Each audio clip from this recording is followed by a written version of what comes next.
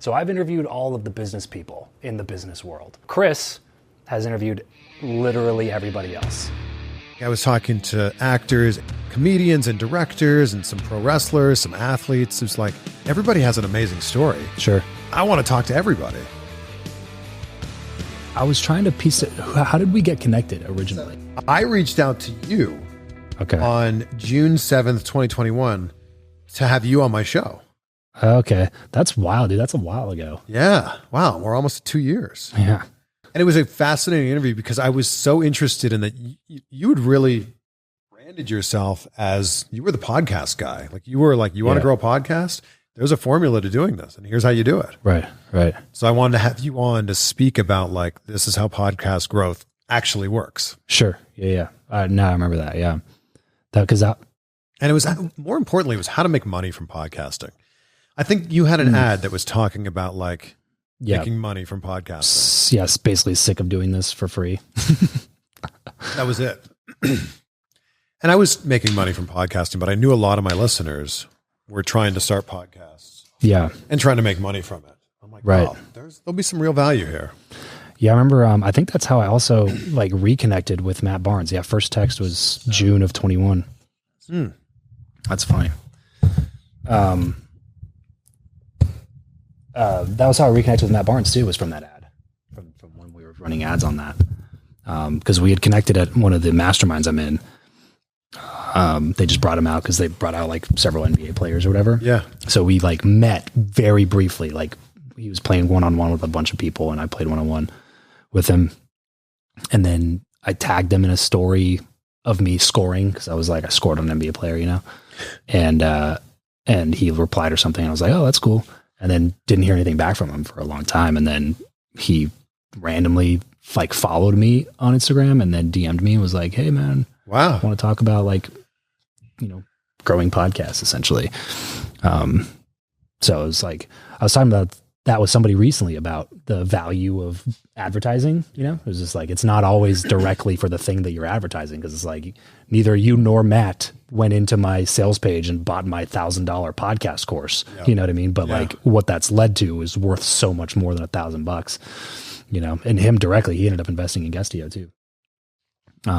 So it was just like, there's a lot of value here to just like getting your name out more. Yeah, for getting something. your face in front of people. Right. That's why when I see people online that are posting 6 TikToks a day or 6 Instagram reels a day, I'm like, you know what you're doing. Yeah. You know, it's all free. It's out there. You know, Sean Cannell. Yes. So he was over recently. We did an episode and we're talking about that on YouTube. And there was a guy that he brought up. Eric, do you remember that YouTuber that he brought up that was like, he had like 10,000 subs, 12,000 subs. Like it wasn't a lot. Yeah. Yeah. I wanted to give him a shout out, but, he was getting like, what, like 10 million views a month or something? Wow. No. It wasn't that many. It was like 1 million though. I want to say it was 7-figure views, but he was posting like 5 times a day on YouTube every day, you know? So yeah, they were just like, they were not great quality. It was just a volume play. And it was the first time I looked at YouTube and went like, it's not even about the subscribers.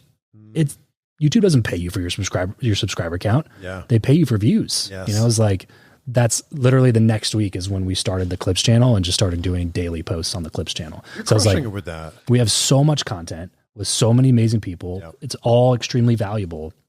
Why would we not just cut it up and put it on YouTube? And you know, if we're sitting here at 1,200 subscribers in a year from now, we're sitting at 1,200 subscribers.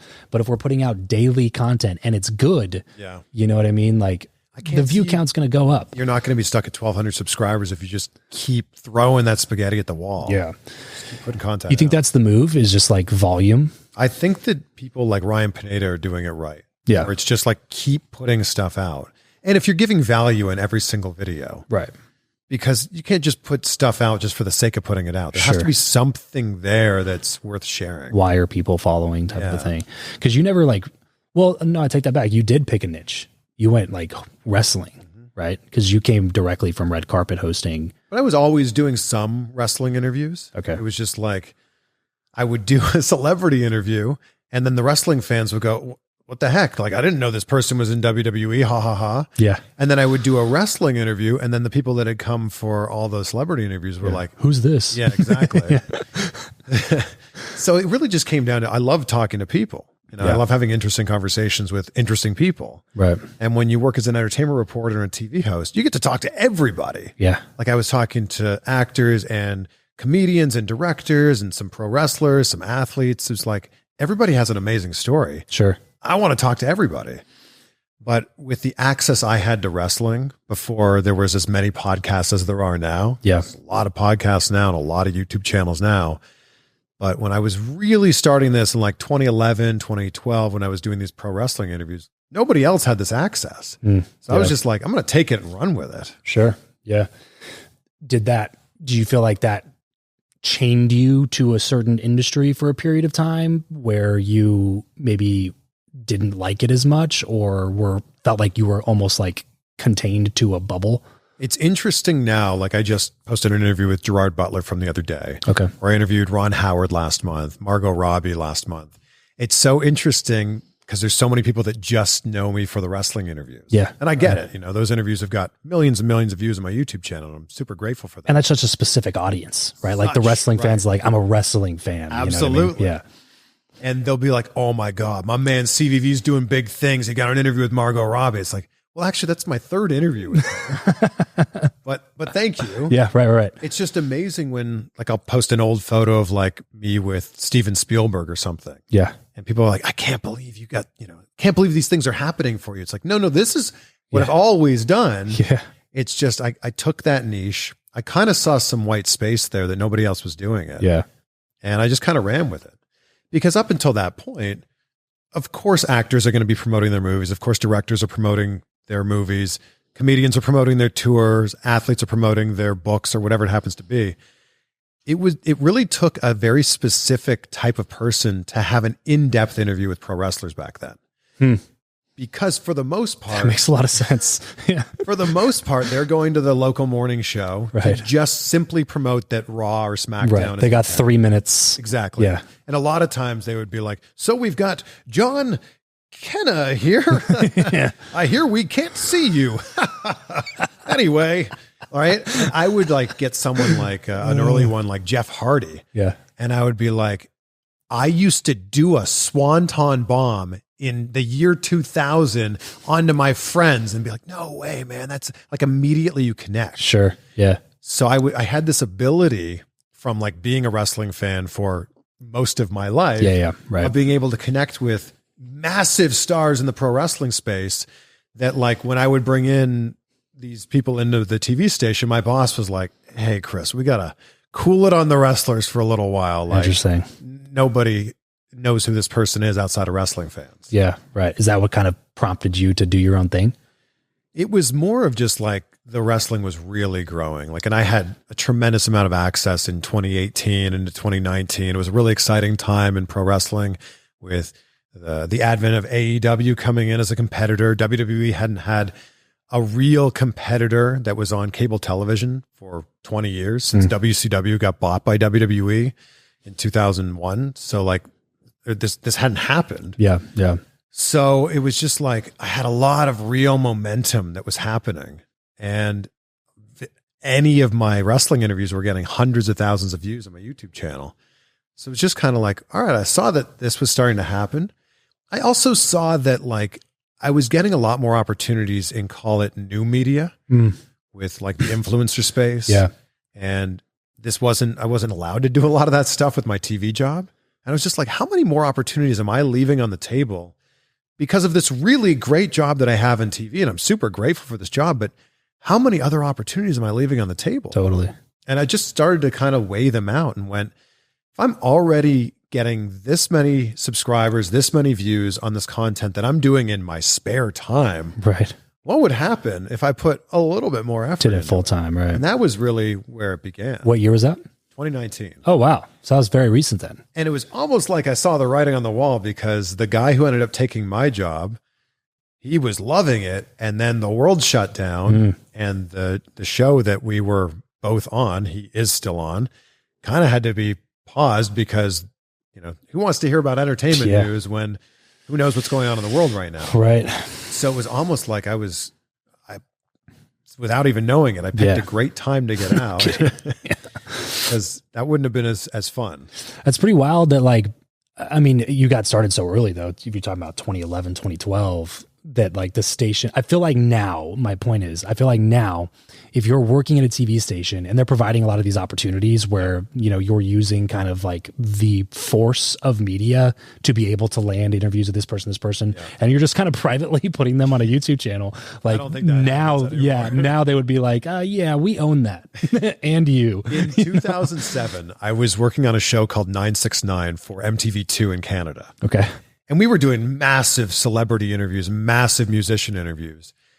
And this was like very early in the YouTube days. And I was like, man, I did these interviews that I'm really proud of, that unless you happen to be watching that channel, that exact time on that exact day, you never would have saw my interviews with these people. And I'm like, that kind of sucks because I'm pretty proud of it. Right. So I was ripping these interviews from our website. So they would put up the interviews on our website in like a not great quality. Sure. I would rip them because nothing was good quality back then. Exactly. Yeah, right. I was ripping them from there and I put them on this kind of like, I put them on a YouTube, like a burner YouTube account that still exists to this day with like a terrible username. But I would put them on there because I'm like, I just want other fans of this band to see this conversation where like I got this little nugget. Right. And I remember my co-host being like, hey, I'm also doing that thing on this other burner account. I'm like, yes, like let's get our stuff out there. And it was the idea of like, we just wanted it to be seen by people. Yeah. This was before you could monetize things on YouTube. It was just the idea of like, I just wanted more people to see this. Yeah. Because that old school model of broadcasting is so funny that unless you are, number one, turn on the TV. Number two, tune it to this channel. Right. Number three, you have to be watching that show at that time. At the time. Right. Exactly. Whereas now, if you want to go down a rabbit hole on YouTube and watch Foo Fighters just playing Learn to Fly for the next 24 hours, you can. Right. That didn't really exist back then. It's wild that we're even saying the words back then. This was 10 years ago. Yeah. You know what I mean? Like that's not that's what gets me excited about the future of like podcasting or YouTube. Cause we, you know, obviously we help a lot of people start podcasts and do what you and I do. And one of the biggest questions I get still is like, isn't it too saturated? Yeah. Isn't it like there's too many out there, right? It's like, well, no, like look at the evolution of television. You know, when television first came on, there was like what, 4 channels? Yeah. You know what I mean? Like there was the barrier to entry was massive. The people that were on TV were basically as famous as the people that were on movies because there was 30 million televisions in the US and they all got 3 options to choose from. It was either I watch this show tonight, this show tonight, or this show tonight, or I read or listen to the radio. Yeah. You know what I mean? There wasn't social media and TikTok and Netflix and Disney Plus and this movie and that movie and all these other libraries of TV shows from the past 40 years of production to choose from. It was 3. You get this one, or this one. You know, like now we're at that stage, but in a new form of media that will always constantly be growing and changing over the next 20, 30, 40 years. That'll wipe out an old existing form of media. And I think that we're still very much in the early stages of this, like very, very much in the early stages of this. Yeah. And I think there's a lot of creators that are fearful to jump into the deep end of podcasting because they think that you need to be as big as Joe Rogan or Smartless or any number of those massive podcasts. And the reality is you could make a really good living on this. Totally. With an audience that's a 10th or 1/100th of the size of those big shows. Absolutely. Especially because, so in YouTube advertising, right? So YouTube essentially owns all the content that you put out there, meaning that like you're not the one going and monetizing that content more often than not, right? Some creators do different deals where they'll do organic content for people. I understand that there's other brand deals to be had, but in terms of like sponsorship revenue, Google basically goes, hey, we'll pay you X amount of dollars per advertising dollar that we make. And they make a ton of money in ad dollars. So they pay you depending on the niche or the type of creation that you're doing, the type of audience that you have. You know, they pay you what, $3 to $6 CPM or something like that. If you're lucky. Yeah, sure. Yeah. Whereas in podcasting, you set the price you either find an agency to work with or you go pitch sponsors yourself, and you can make $25 to $45 CPM on a podcast. You got to do the work there. You do have to go do the work. That is the difference. Finding out about YouTube AdSense, or YouTube AdSense. I remember finding out about that like 10 years ago. Yeah. My friend said, "Oh, how much money are you making from those videos you're posting?" I'm like, "What do you mean? What do you mean money? Tell me more." Yeah. Like I said, I'm just doing it so people can like see these interviews and see this content. He goes, "Oh yeah, there's this thing called AdSense. If you just go in there, you click a few buttons, and once you reach $100, they'll pay you out." I said, "Are you kidding me?" Yeah. So I've been like, this has existed the whole time. Like, yeah. So I clicked the button, and it was within like 2 months that I had reached that $100 threshold. I couldn't believe it. Yeah. It's like free money. Literally. So the cool thing about that is you don't have to put in any effort to find the advertisers. Right. You focus on creating, and that's it. And that's a great thing. And I think that what's difficult sometimes with podcasts is you've got to sell somebody on buying that ad space. Yep. Then you've got to really show some results, or else they're not going to buy again. Yeah. Whereas YouTube's just going to go, "Oh, those ads didn't work for your channel. We'll just try these ads instead." Here's one of the other 3 million people that are buying ads on channels like yours. Yeah. That is fair. That is fair. But the point being that you don't have to get 100 million downloads or 100 million YouTube views to be able to make that type of money. I think that's really where this creator culture is really heading. Like you mentioned niching down. I really think that like if you have 70,000 subscribers, 7,000 followers on whatever platform it happens to be, and you are so hyper dialed into whatever 100%. Your topic is, that is so much more valuable than someone that has 700,000 subscribers. Right. And even especially for the advertisers, because you have to think of it. You have to put your mind into the perspective of an ad buyer at one of these massive companies. If they can buy ads on Joe Rogan, if they have the ad budget to buy ads on Joe Rogan, they're just going to buy ads on Joe Rogan. If you're doing a Joe Rogan-esque podcast that's anything about anything and you have 400 downloads, they're not going to take the time to give you $43 to advertise in front of your audience. Yeah. However, I'll give you a perfect example, dude. My buddy, Harry Duran, shout out to Harry. He's had a podcast for a while called Podcast Junkies, and he just interviews podcasters. So he's just, big time loves the podcast industry. Yeah. And Harry recently started a podcast about vertical farming. I don't know the title. I literally, if I'm remembering correctly, I think it's the Vertical Farming Podcast. I think that is the name of it. So he starts this thing on vertical farming, which I didn't even know was a thing until he's like recounting the story to me, telling me like, "Oh yeah, I started this thing on vertical farming." I was like, "On what now?" Like, what is that? I don't know what that is. You know what I mean? So apparently there's this whole sub-market or industry of people that are into this like farming vertically, and they build this whole little thing. But there's all these things to know about it, because you have to get the plants to grow this way, and you got to use this type of whatever humidifier, or I'm talking out of my ass right now, but this entire industry that focuses around vertical farming. He starts his podcast.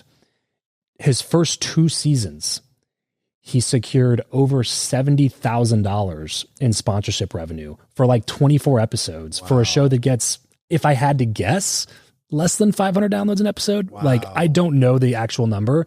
It's just that, like, if you think about it again from that advertiser perspective, it's like this company clearly knows that the people who have this as a hobby are willing to spend money to buy the best equipment. It's like an audiophile, right? You can buy a speaker that's $100 off of Amazon, or you can buy a speaker that's $25,000 from Sennheiser or something like that. Yep. And some people will do that because it's their hobby. They love doing it that much. Yep. Vertical farming is this random space that exists where people just have money to spend on this hobby that happens to cost a good amount of money.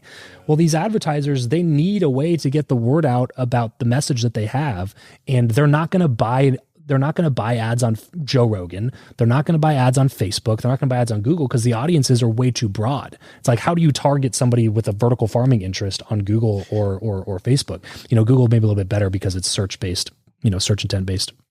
But definitely Facebook and Instagram and like some of these massive shows with huge numbers, just like why would we waste money advertising to people who have no idea what we do and have zero interest in buying anything that we have to offer? Yeah. So they're like, we have this ad budget and we want to go acquire customers, but we don't know where to spend the money. You know what I mean? So it's like Vertical Farming Podcast Harry comes over and goes, hey, I got people who are very interested in vertical farming. Yeah. You know, so he secures $70,000. They fly him, one of the CEOs of the company that's sponsoring him flies him to Dubai for a week to speak at this, or host like a panel and be a moderator of a panel with these other vertical farming industry, CEOs or whatever. And he was like, bro, it was the weirdest thing. I was at this conference and like people were coming up to me being like, Harry, you're the guy that, is just like, he was like this literal micro celebrity in this random space of vertical farming in Dubai and got the whole thing paid for, comped. He was paid and he got 70,000 in sponsorships from talking about vertical farming. You know what I mean? And that's exactly what you and I are talking about. It's like, you don't have to go to this super broad audience and become the next Joe Rogan to be able to make enough money to like stop working your shitty job at whatever, fill in the blank, Starbucks or the mill or the warehouse down the road, unloading ice at Michael's or whatever you do. You know what I mean? Like there are other options where you can create these like this really cool living doing something, talking about something you actually give a shit about that can help connect you to more interesting people, take you across the world to different places. It's just like that's going to be the next phase. Sure. The biggest thing within that is if you treat podcasting like a hobby, it will be a hobby. It pays you like a hobby. If you treat podcasting like a business, it will start to pay you like a business. Yep. I think there's too many people that will record 1 or 2 episodes, take a week off because life got too crazy, pick it back up in 3 weeks. Your audience is not going to show up when you do that. Mm-hmm. I think that you need to make the commitment to your audience that you're going to show up every Monday or every Monday and Wednesday or whatever it happens to be. Then your audience is going to start to show up for you. Yep. And I think that that's the biggest thing. Sure. I say this all the time. The best thing about podcasting is anybody can do it. The worst thing about podcasting is anybody can do it and there's no barrier of entry. If you are going to get in, I think you need to fully commit to actually doing it. Yeah, right. Like, you can't just go, man, me and my friends are funny, so let's just hit record and do this thing. Right. We love talking about the Maple Leafs. Yeah. So let's make this the Bengals. Yeah. Let's drink beer and talk about the Bengals. Yeah. Once every 4 months when we all have the time to sit down. Space all the time. That's got to be proliferating in that space. Especially because like everybody has a take about anything, and I get that. I love that. Sure. That's one of the best things about the internet. Right. Just because everybody has a take doesn't mean that everybody needs to put their take out there. Right. Doesn't mean it's valuable. Especially in the world of wrestling where there's rumors all the time. Like people will be like, this person said this thing. They must be true. Yeah. Right.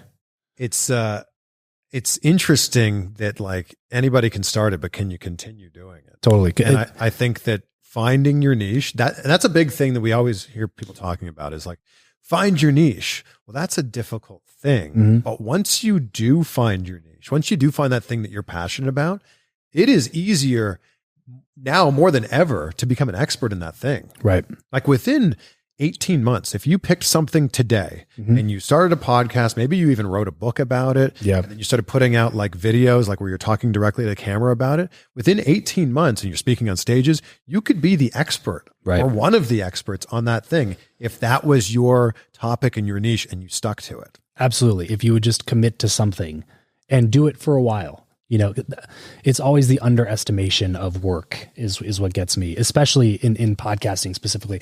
And especially because we talk to a lot of business owners. So I talk to a lot of entrepreneurs that are used to like, hey, if we pull this lever, we know that we can get this much out of this thing, and they're like, and they come to the podcast space expecting to do the same thing. And these are people who've built and sold companies that are 9 figures, like people who are independently wealthy that have a ton of money, a ton of knowledge to share and valuable insights. And they can't come in and buy their way into being famous immediately. Yeah. It's just going to take time and it frustrates some people, but it's just it's almost I was talking to Jordan Harbinger about this. it's like the great equalizer is like not every celebrity who starts a podcast is destined to be really successful with it. There's been a lot of celebrities who you'd think are coming into space and just like, oh, they're going to be huge. 6 months later, they fizzle out because they didn't get the results they wanted. I think a lot of that though is like who's backing it, right? Sure. And who's producing it? Is it even a good concept to begin with? Because just because you have a former president hosting a podcast doesn't mean it's going to be great. Right. But we're now starting to see that when Spotify creates a podcast and puts the machine of Spotify behind it, and every time anybody's opening up their app and they're seeing that that's a new podcast, and those pop-ups now, like you open up Spotify and there's a pop-up about a podcast you've never heard of. It's like, I see what you're doing here. They've turned it into a science for sure. They know. Yeah, but even they miss a lot. You know, I was reading something recently where they like eliminated this entire like division of their content arm that was producing a bunch of new shows, and they canceled all the new shows and fired a bunch of people in that division. And it was just, even then it was a realization for me that was like, even a company with basically unlimited funding and probably more data on podcasts than anybody else in the world, even they aren't going to create a show and have it like, it's not an exact science. Well, they're not all home runs. Right. It's the same way when you make a television program. Exactly. Like not every TV program gets past the pilot. Right. Not everyone gets renewed for a second season. And I think it's the same with podcasting. Totally. You take enough swings, eventually you're going to hit a home run. It's just that if you don't ever get started, you know what I mean? It's not just going to happen on accident. And it's not going to happen after 3 episodes. I get those messages all the time. Of like, I want to do this. What's the best advice you have for me? It's like, well, just do it. Yeah. Like actually start. The big thing, dude, is the commitment. Yes. It's a friend of mine, Eric Sue. I don't know if you know Eric. He's co-host of the Marketing School podcast with Neil Patel. And they do well. They get, I don't know, 1 million plus downloads a month or something like that. And I was reading something that he wrote out the other day, and it basically said that. He was like, if you're doing anything in content, expect the minimum of 3 years before you have enough to go off of to figure out what the next iteration is going to be. Like 3 years is the number. And I was like, that's even a little bit farther, like more than I typically recommend to people. Wow, 3 years is a lot. But I think what he's really talking to is people who've never done anything in content or communication or hosting or speaking or any of those things. You're developing multiple skills at once. You know what I'm saying? Like you can't just like come in and be really good at it. And if you can, you'll probably have faster results than other people because you have maybe a natural ability to, you know, be maybe more charismatic or whatever.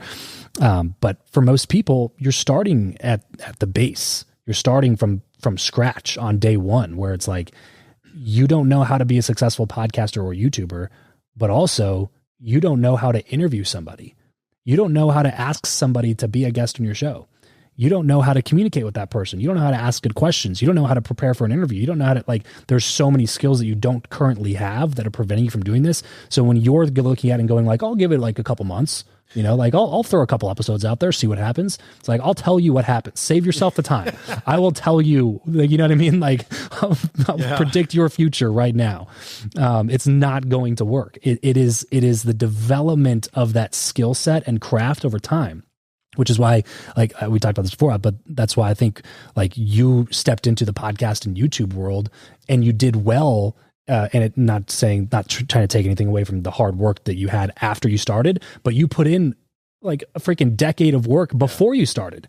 Hosting, asking good questions, figuring out how to elicit responses from people that get asked questions all the time. Like that's a real skill set. I'll tell you the thing that really escalated my YouTube channel was I was willing to do things that other people weren't willing to do.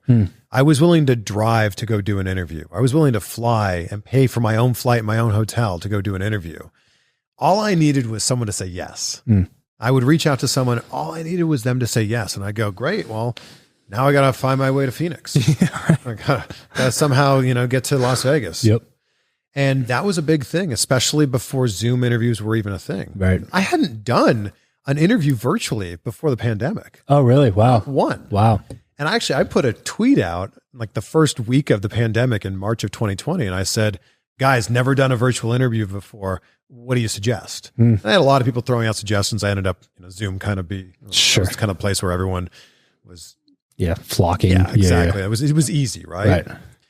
But up until that point, they were all done in person. That's wild. I was driving 5 hours. This is one where like I got a scoop with Chris Jericho. I drove 5 hours to do this interview. I was editing it on the way back on my laptop as my buddy was driving, and then the laptop died. And we pulled over to a service station to plug it back in to finish the export. Yeah. Like that was the type of stuff I was doing.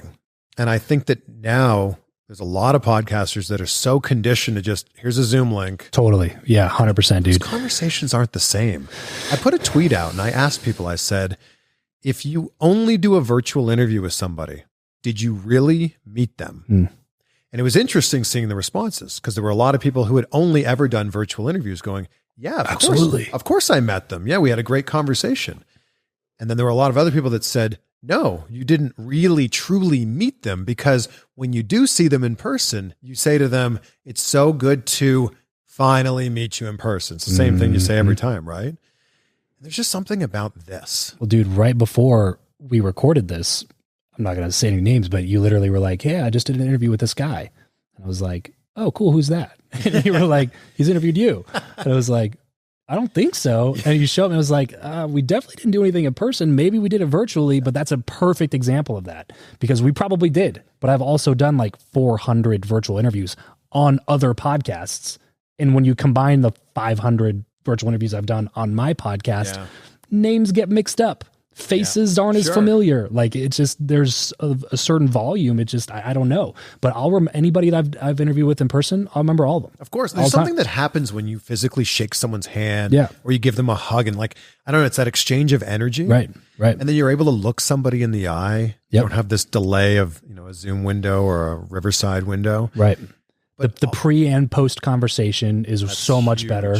And this leads into other things too. Like if you have the ability to talk to someone in person, like you said, the pre and the post interview, now you've got like, if you ever see them anywhere else, you can now be like, hey, what's up? Right. And I've done interviews with people where like I'll go into their home. Same. And when you are invited into somebody's like inner sanctum of peace where they have their family lay their head at night, just something subconscious or psychological happens where it's just like you're immediately perceived as somebody being trustworthy and somebody who you want to continue building some sort of a relationship with. So if there's ever the opportunity to do an interview in person and you are just starting your podcast and that person happens to live in another city, do whatever you can to get there. Absolutely. Fly there, drive there, whatever you can. So I'm literal opposite of you with COVID. So what happened was I probably did a half dozen interviews in person pre-COVID. I was doing everything virtually because that was how I got taught. It was like, I actually started on Skype back before Zoom was like a massive thing. So I was doing Skype interviews, switched over to Zoom because I didn't require them have a Zoom username. That was like revolutionary to me at the time. It was like, because I couldn't interview somebody if they didn't have a Skype account. So I had to like make them create a Skype account. So there were some people just like, I can figure it out, whatever. It's like, I missed an interview. So Zoom came around, was just like, all you do is click the link. And I was like, yes, thank you. Yeah. So we're doing like hundreds of interviews that I'd done virtually. And I was eventually getting to the point where I was like, I want to do something on YouTube, but I don't like the virtual interview on YouTube. It's hard. And I know that they get views. Some of them get views, but like for me, it's difficult to do something if I know that I would not be a consumer of the thing that I'm doing. Sure. And I never watched a Zoom interview before, like the whole thing. Clips, sure, but never watched a whole Zoom interview before. I was like, I'm not doing that. So let's do them all in person.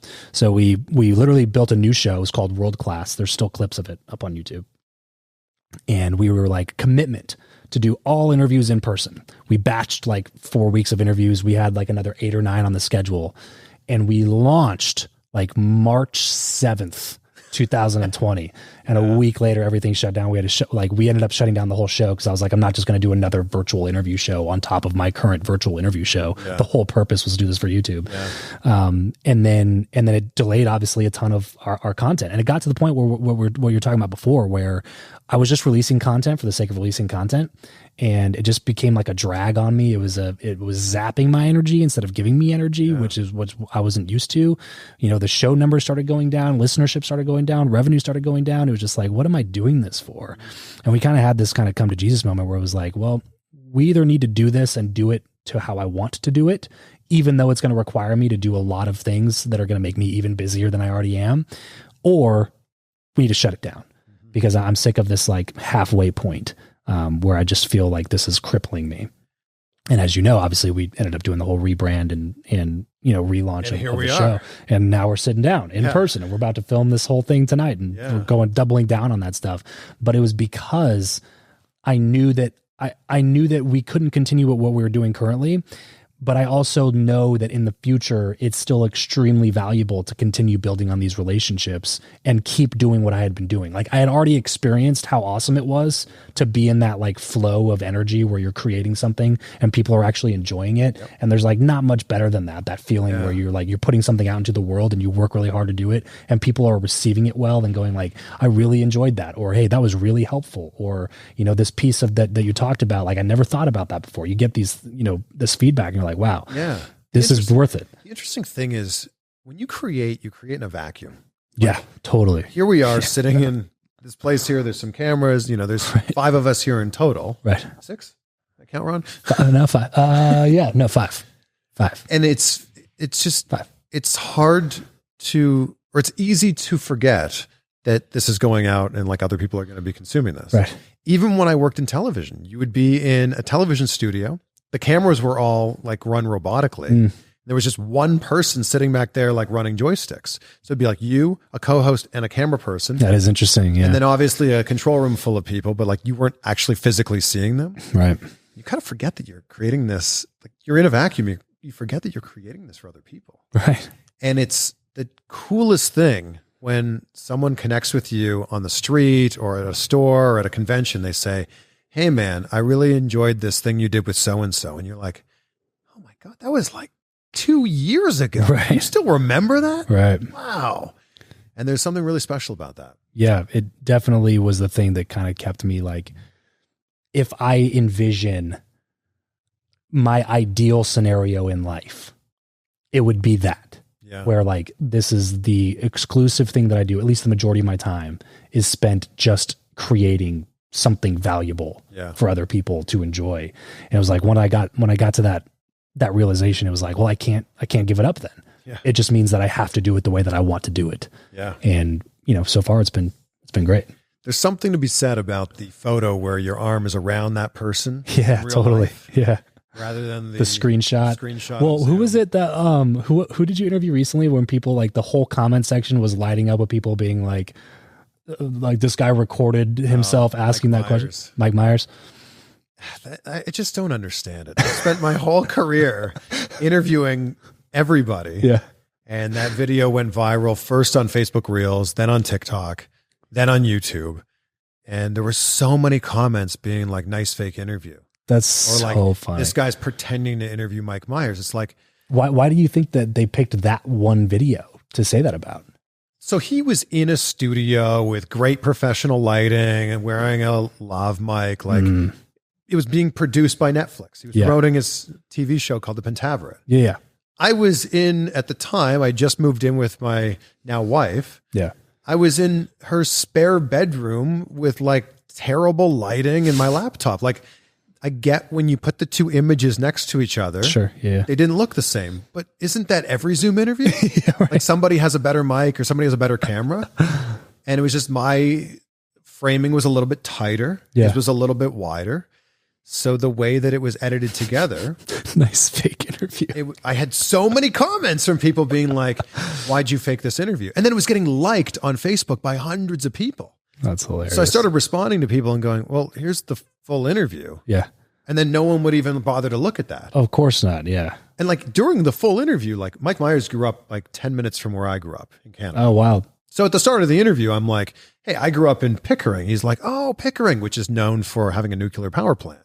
And he's like, were you close to the nuclear power plant? I'm like, how could you tell? He's like, oh, you do have a bit of a glow about you. And like the fact that we had this back and forth about this. Like real banter about something that wasn't about his show. Yeah. Right. Like people thought that I just like took an answer that he had already given in another interview. And then I recorded myself asking a question that might lead to that answer. Well, it's like literally the smallest amount of any due diligence or research possible would have given them the answer to the question, which is like, click on Chris's profile. Let's see what this guy's all about. Oh, there's 48 other interviews with A-list celebrities and actors and actresses and wrestlers and anybody in between. Like, maybe it's real. In the time that person took to write the comment, exactly. They could have Googled my name and Mike Myers' name and saw the interview. Right, exactly. So that was, look, that's just the internet. Yeah, right, exactly. That's the internet like summed up right there. Totally. People coming to conclusions without knowing anything. Yeah. And I'll never understand that one. Yeah. So those are some of the blessings about having stuff go viral is you get an objective sense of what people think about you without knowing you at all. You know? Oh, there's so many mean people. Yeah. I just totally don't understand it. Yeah. It's weird, man.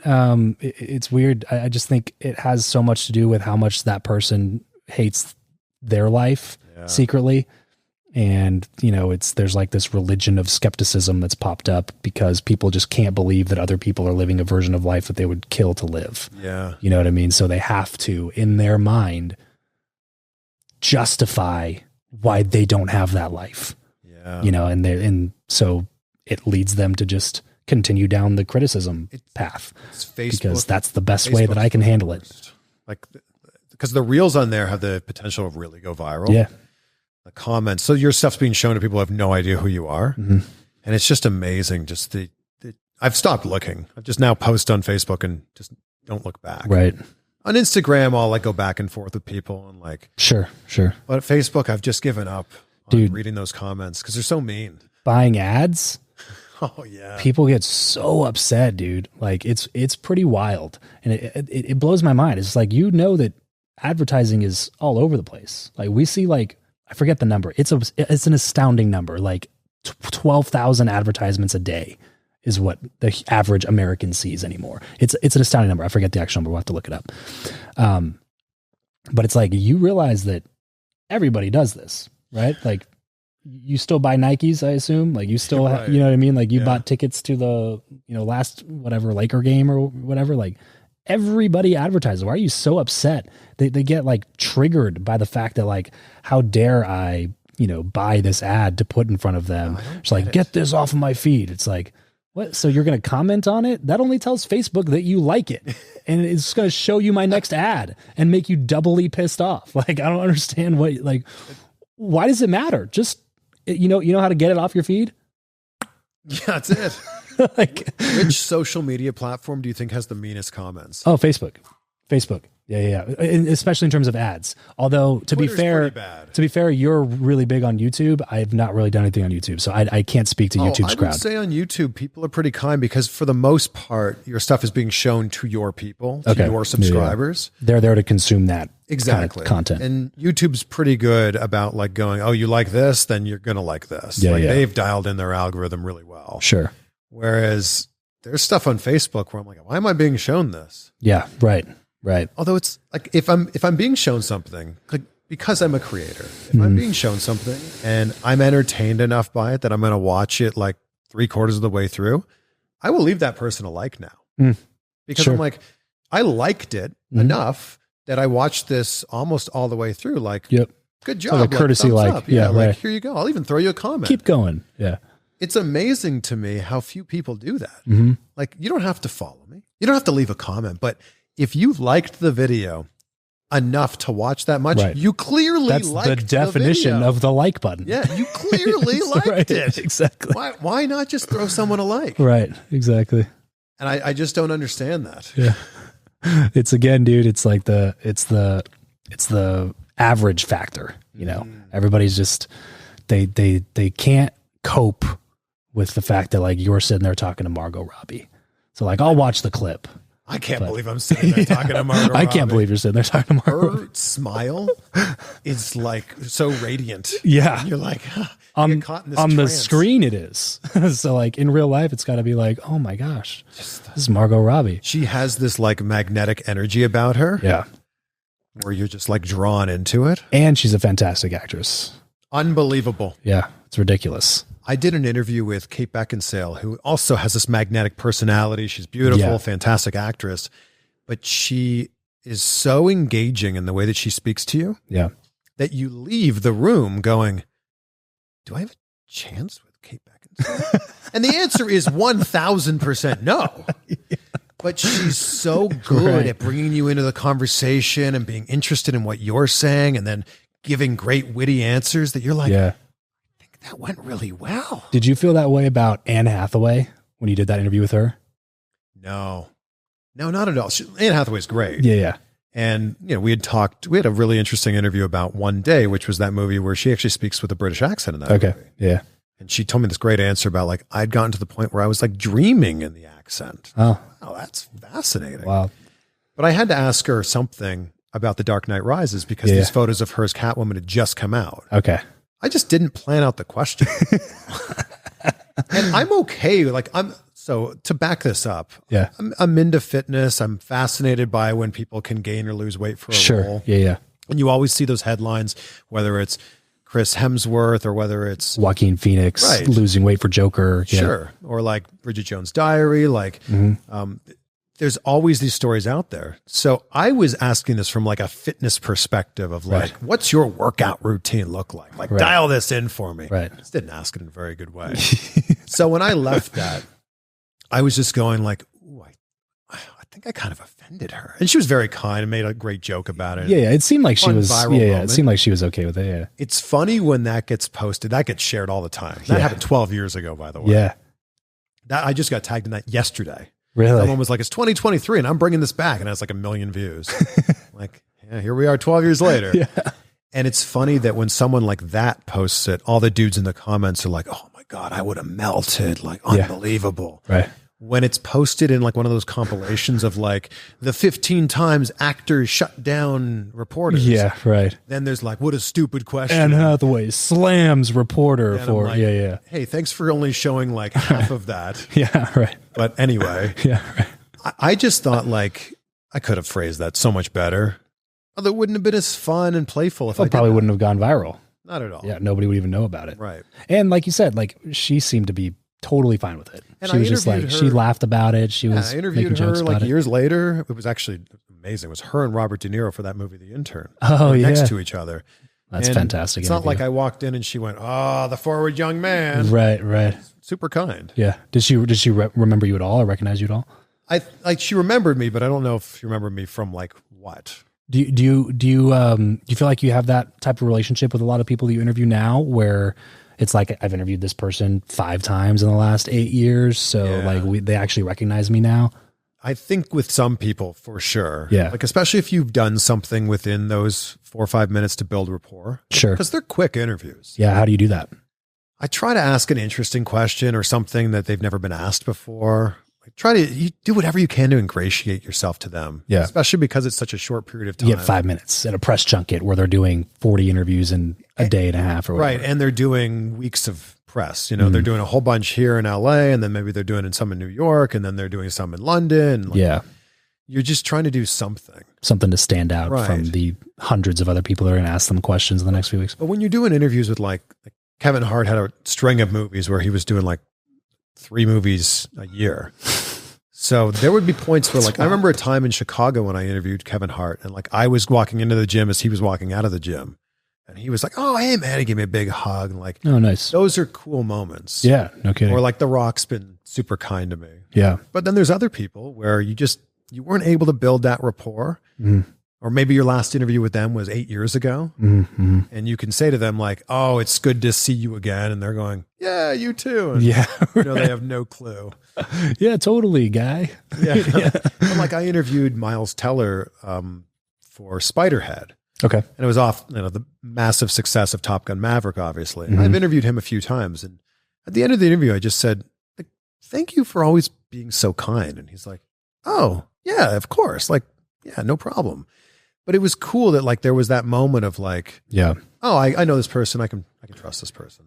How long are you prepping for a 5-minute interview? So usually you see the film.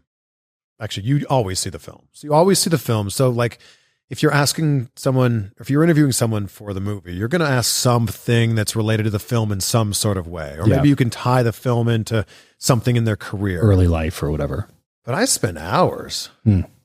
Like there's that phrase, I don't know who it's from, that saying of like, if you give me, if I'm preparing for like a 5-minute speech, I'm going to take like weeks to do it. Yeah. If you need me to talk for an hour right now, I can just do it. Right. If I have 8 hours to cut down a tree, I'll spend the first 6 sharpening the axe or whatever. Yeah.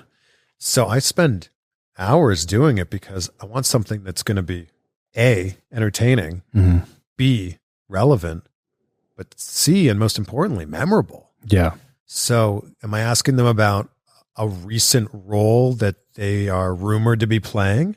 Am I asking them about their workout routine there? Am I asking them, am I tying this character into an iconic character they played years ago?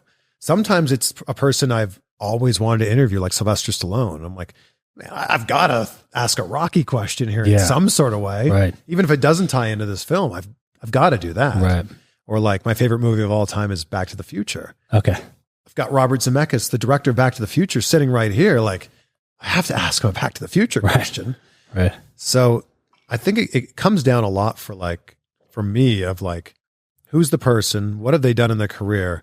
And how can we somehow tie that all in to this project right now? Is there a difference in preparation for you when you're doing, because you also do a lot of long form content, right? Is there a difference for you in prep when you're doing a 5-minute press junket interview versus like, I have an hour with this person? I feel like I put so much more time and prep into the shorter interview. That makes sense. Honestly, it does. It makes a lot of sense because there's more grace if you have them for an hour, right? And you can't expand on topics when you've got them for 4 or 5 minutes. Yeah, your questions are always, I think I was telling my producer Eric that the other day, I was like, Chris always asks really good, succinct, just standalone, outside of context, they can exist questions. And that's not a skill that I've had to really develop a lot because I don't get the same opportunities to do the 5-minute, kind of press interviews. Yeah. And to be fair, like it's a totally different skill set to be able to do an effective 5-minute, like effective, memorable, all those things you just mentioned, like in 5 minutes. Yeah. That's tough, dude. And it's also to try to ask your questions in a way that it's not self-serving. And also ask your questions in a way that your question doesn't take up a minute of this time. Yeah, right. I remember when I first started doing press junkets and I would see these other reporters, they would like giving 90 seconds of context. Yeah, and it's like, dude, no. And that was a big thing I realized kind of early on with my YouTube channel is people weren't showing up to see me. Right. Maybe now they're showing up because of the reputation that I've built with some of these interviews. But early on, I get that you're not coming to my channel to see me. You're coming to see Robert Pattinson or George Clooney or Morgan Freeman or whoever these people happen to be. Yeah. So I was like, I'm going to try to get the best out of them by giving them as many opportunities to show. You give their fans an opportunity to see them in a different light. Yes. And fans love that. Especially when it was like the real like mega blockbusters. Like I got to do interviews for the Hunger Games. Super grateful to do interviews for Twilight when that was a big thing. Oh, wow. If Robert Pattinson or Kristen Stewart or Taylor Lautner said anything that they'd never said before in another interview, boom, hundreds of thousands, millions of views. So you were looking for those little things. Sure. Yeah. What advice do you give to somebody now? Like somebody's watching this and they're like, this sounds fun. This sounds like I would want to do something like this. What's your advice to them, starting an interview show, YouTube, podcast, TikTok, wherever they're going to post, whatever platforms they're going to really try to tackle? What's your advice to them? I think you got to take the opportunities that are in front of you right now. And I think that aiming big is a great thing, but I don't think that you can go, man, this podcast is only going to work if I can interview these NBA players or these NHL players or this actor or whatever. Like take the opportunities that are in front of you. I'll speak specifically to the wrestling niche. I think there's a lot of people that go, well, man, WWE won't write back to my emails. AEW won't give me any interviews. Impact Wrestling won't do any either. It's like, I bet there's a wrestling school near where you live, or I bet there's an independent wrestling promotion that runs in and around where you live. Go there. Talk to the promoter. Ask if you could interview some of the people that wrestle on their show. Start there. Yeah. And then get better from there.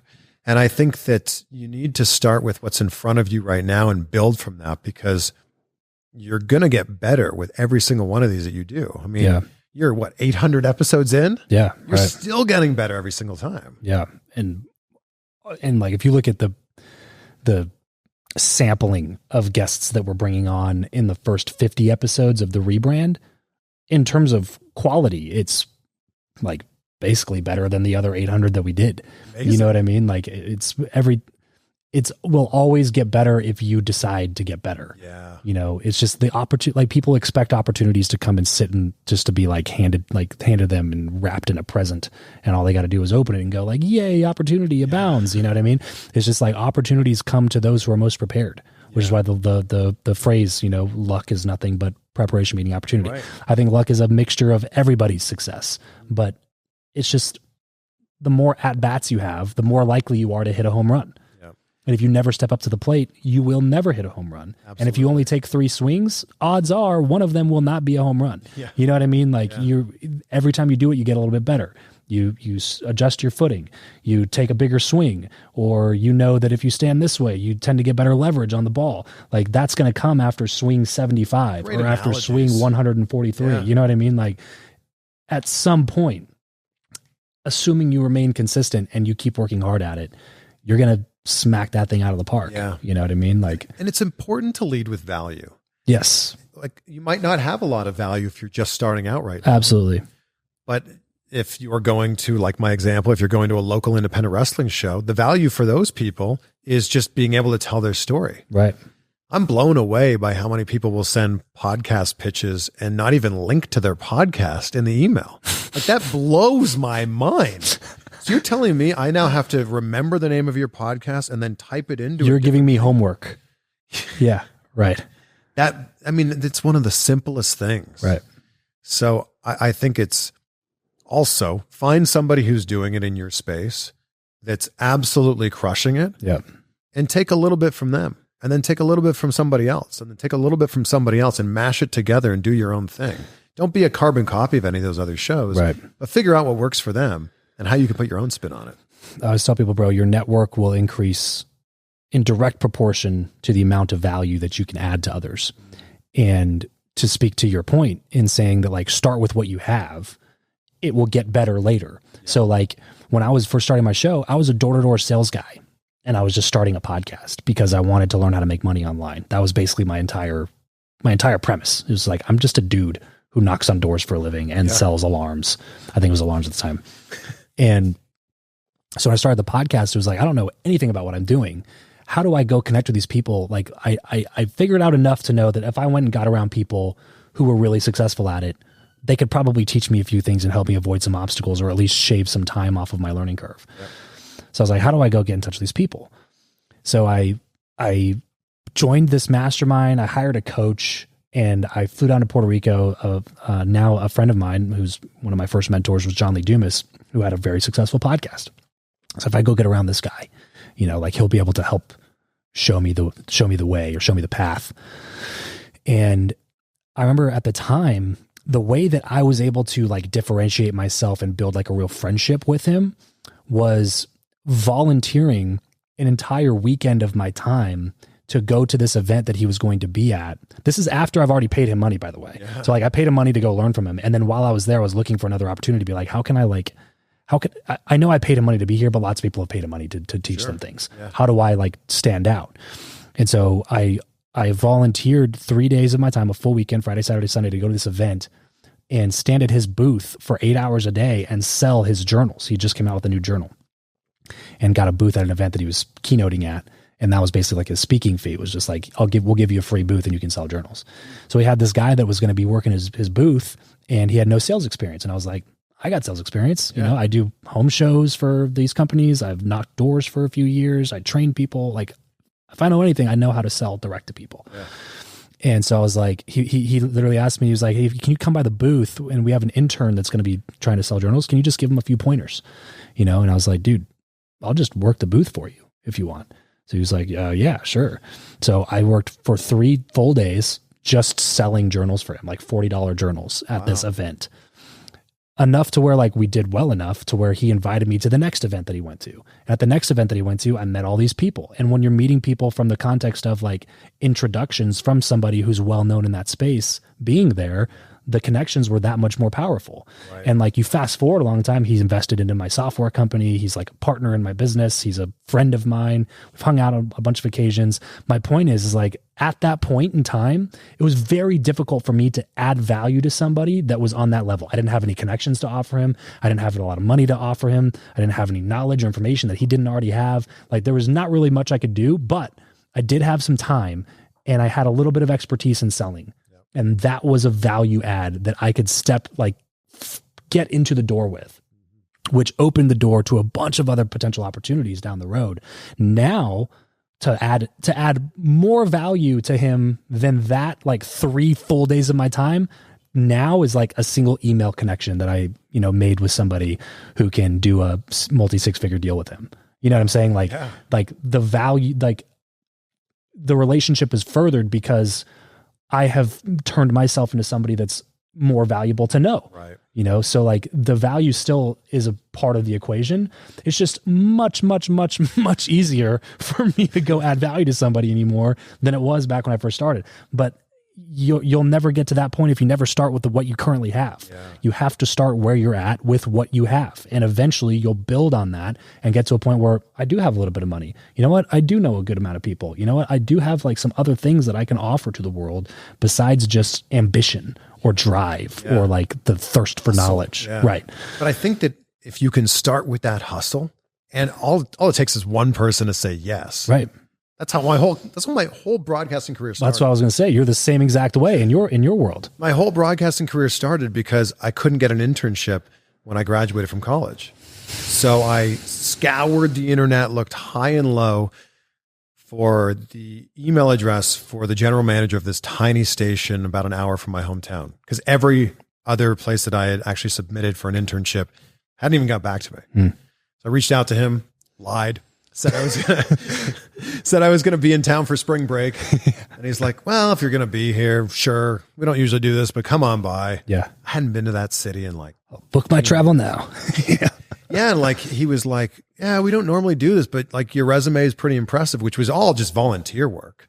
Like all just places that had said, sure, come on in. Right. We could use a hand. And that internship turned into me being on TV 2 weeks later as an intern. Wow. Which then fueled my entire career. Right. So I think it's just like, it's that whole idea of like, start with what's in front of you. But the most important part of that is start. Yeah. You need to start. Right. Exactly. It's never going to just be offered. Never. You're not going to have your dream job walk through your apartment door and be like, here you go on a silver platter for no reason at all. You know what I'm saying? Yeah, like people, that was my whole people have thing. this weird entitlement mentality behind it. My whole thing growing up is I had never had like the job offered to me like in high school. Like I was never given the part-time job because my uncle worked at this place or my neighbor, owned this business. Never. Right. I was the person like handing out physical resumes or faxing them in and not hearing anything back. And like when I did finally get my very first part-time job, which was in the fish department of a pet store at the mall, which was the best because I love fishing. I tied this into like these aquarium fish. I was just like, fine, like I earned this. Right. I earned this. Whereas like my best friend was like having his feet up at some office job that his mom had got him. Right. Yeah. But how much of a vote of like confidence in yourself did that give you? So much. You know what I mean? Like, the littlest step forward is like a confirmation that if this super tiny thing that most people would look at and go like, you got a job at a fish, like in the fish department at a pet store in a mall, like congrats, bro. You know what I mean? Like no matter how small the step was, you viewed it as being like, this is an impossible thing.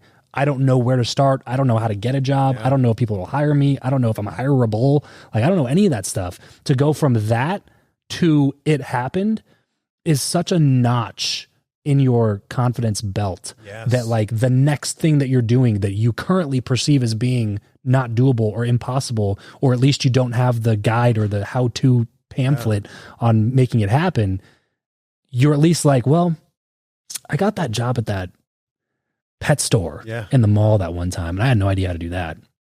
I wonder if I just did what I did back then, but maybe at a higher volume, if that would work for this TV internship. Absolutely. Oh, I got this internship. Oh, I'm on TV. Oh, I have this opportunity to speak to my hero. Oh, I have this opportunity to speak to 300 of my heroes. And you know what I mean? Like The opportunities come after you continue to like, knock down the doors yourself. And then every time you get a little bit more confident, and now your confidence isn't based on like, foolishness. Yeah. It's based on experience and results, which is a much more powerful form that will take you into the next phase of the career. I love that you sum that up like that. Yeah. Because people don't often see the journey, especially on social media. They're just seeing the finished product here. Mm-hmm. And I think it's important to like point out all of the stumbles along the way. Right. All of the people who said no, or everything that led to where you are now. Mm-hmm. And that's what you're so good at in your podcast. It's what I love diving into on my podcast. Is like, it doesn't just get handed to you. Right. And it bothers me so much when someone sees someone who's successful and they go, well, yeah, it must be nice. And then insert blank of like some sort of excuse that like, yeah, well, I couldn't do that because I don't blank. It's like, you could do it, but you'll never do it with that attitude. Correct. Because you won't put the work in. Right. Exactly. And, I'm not even one of those people that say that we all start off at the same thing. I think that there's definitely socioeconomic backgrounds that might put you at a different starting line, but the finish line's up to you. You know what I'm saying? Like you didn't get to choose your starting point. None of us did, but you do get to choose the end point. You do get to choose where you end up. I heard somebody, actually, I think it was Tom Billy, somebody the other day said this, and I loved it. They said, when you're born, you look like your parents. When you die, you look like your choices. And it was like, wow, what a great way to sum it up. It's like, I'm born into the situation that I have zero control over, whether it's great or whether it's horrible or somewhere in between, which most of us are in the in-between point. But I have complete control over where I end up when I'm gone.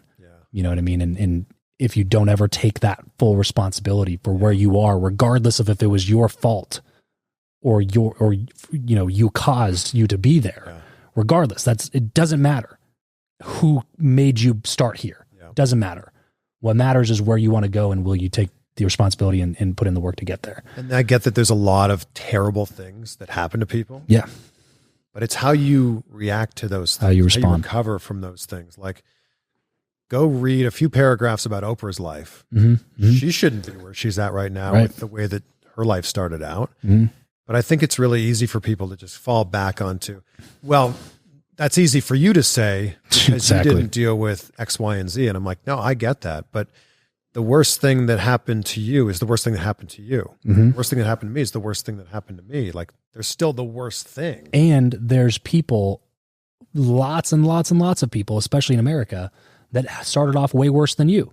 Way worse. And have become this version of themselves now. And that's the thing. If there is someone who has accomplished great things with a situation that's as bad as yours or worse than yours, there's no excuse. Then that cannot be the only thing. That is not the sole factor. Yeah. It's like, can it be a factor? Sure. Absolutely. Factor it in. But that's for what used to be. Yeah. If you want to create something that you want to have, then that has to start with you in your mind right now. Do you know Nick Santostasso? Yeah. Mm-hmm. So, I mean, he's a perfect example. Great example. Look at the life that he's created for himself. Yep. When he has one arm and no legs. Right. He points that out all the time. And his one arm had two fingers. Finger, one he finger points on that his out one arm. all the time. Basically, like, if I'm a man with one arm and no legs and I can accomplish this, what can you accomplish? Right. What lies are you telling yourself? What can you accomplish with two arms and two legs? Right. Exactly. No, it's wild, dude. That's one of the reasons why I even do the podcast. It's like, and one of the reasons why I want to do more like entertaining style things, because, a lot of times you have to meet people where they are. And if we can kind of reach people at a point in their life where they know changes need to be made, but they're not going and seeking it out with like personal development things, but they're going to listen to the show because I interviewed their favorite comedian and they want to get some laughs. Yeah. And in that, we can uncover something about their story that makes them go like, wow, I didn't know that. Yeah. I didn't know that they started there. That's crazy. Yeah. I wonder if that's possible for me. Yeah. That's it. It's like, can you, and that's why I recommend so many people start the interview podcast, because I would not have as much insight to as many powerful stories as I've had if I weren't able to interview all these super successful people and go like, wow, you started as an immigrant to America when you were 7 and you were dumpster diving for your next meal. Literally, you're getting made fun of. You didn't speak English. And now you have a $300 million company and you live in a gorgeous beach house and you have this amazing family life. And it's like, you created abundance out of thin air because you decided to do it. How awesome is that? You know, that's something that people can do. And so like, that's like half the reason I do this. And then why I encourage so many people to start their own shows too. Ed Milet said something when I interviewed him where he pictures like you're at the end of your life and you meet, I'm sure you've heard this story, right? Yeah. You meet God, your creator, source, whatever it happens to be. And they show you the version of you that you could have been. The version of you if you had really tried, you'd put all of your effort into. And then you look at the version that you are right now and you go, I could have been all those things if I just tried. And that hits me so hard. Mm-hmm. I feel like that hits everybody so hard because you realize like there's not a single human on this planet that's giving 100% of the time. Right. And the way he says it too, he's always like that. And the worst possible scenario that I can imagine is me meeting that person and we're total strangers. And it's like, oof, that one hits hard, you know, like, you know, obviously, even if you don't believe everything that he believes, if you have a different belief system, the principle remains the same. Is this like, who could I be or who could I have been had I taken that risk? Had I not been afraid of embarrassment or failure? Had I, you know, invested $10, $15, $20,000 into bettering myself as an individual. You know what I mean? Like, could I have done that thing that I wanted to do? That's what drives almost all of my decisions, man, is like, I take a lot of big risks and probably more than most people would be comfortable with. But it's because of that. I look at myself when I'm 90, when I don't have the ability to change anything at that point. I am what I have created for myself when I'm 90 or whatever, 100, or if I'm lucky enough to get to those numbers. Like if that's where I am who I am and I don't have the ability to change it at that point. Now I do have the ability to change it. And so when I look at some of these decisions that I make now, it's like, when I'm 90, am I really going to care? Am I going to, like, you know, some of these, I've invested close to $400,000 into coaching masterminds, getting to know people, learning from people smarter than me in the last 5 years alone. Wow. But when I look at that over the course of my lifetime and I go like, with the goals that I have for myself, am I really going to get to 90 and be like, I shouldn't have spent that $400,000 on bettering myself and learning and getting all these people in my world that could teach me how to live life on a different level? Like, it's $400,000. By the time I'm 90 or 100, $400,000 is going to be worth like 40.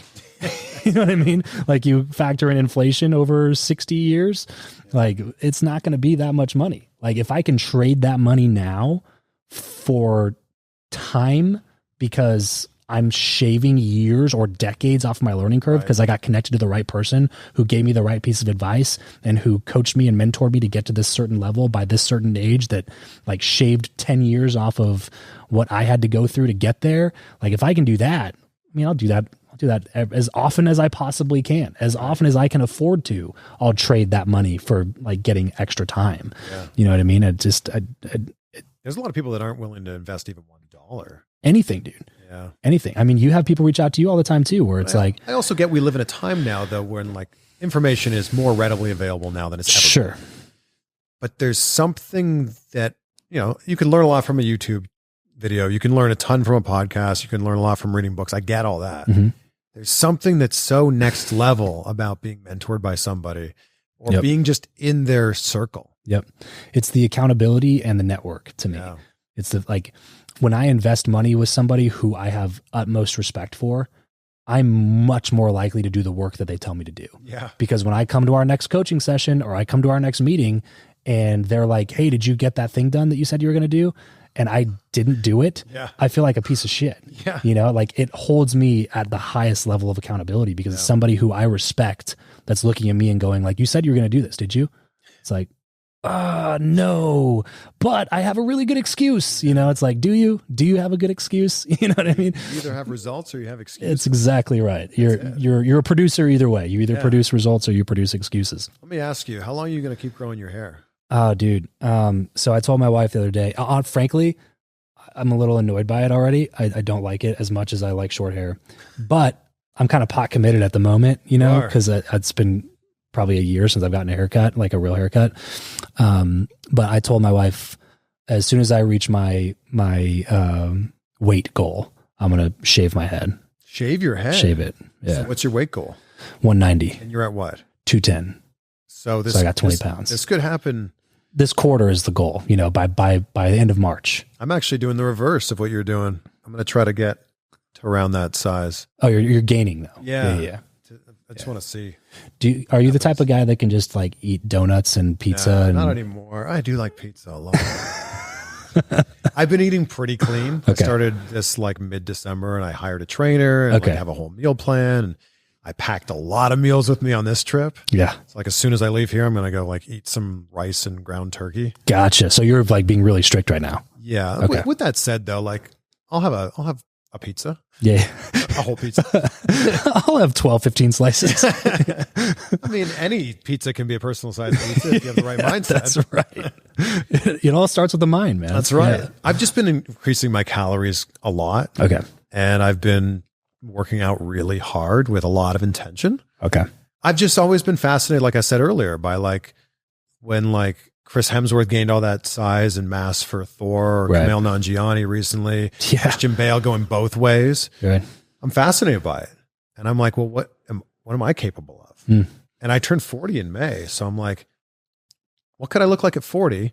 And hopefully somewhere in there, there's someone who's about to turn 30, or maybe someone who's about to turn 40. And they can go, wow, if Chris can do that at 40, sure, I can surely do whatever it is that I want to do at 40. Yeah, no, that makes a lot of sense, dude. So I want to be in the best shape possible, best shape I've ever been, best shape of my life at 40.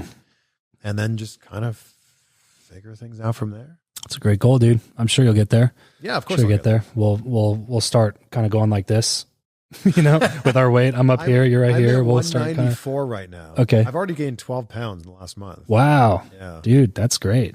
So well done. I don't think that's sustainable. I can't wait to get to the point where I have my trainer going, you need to eat more.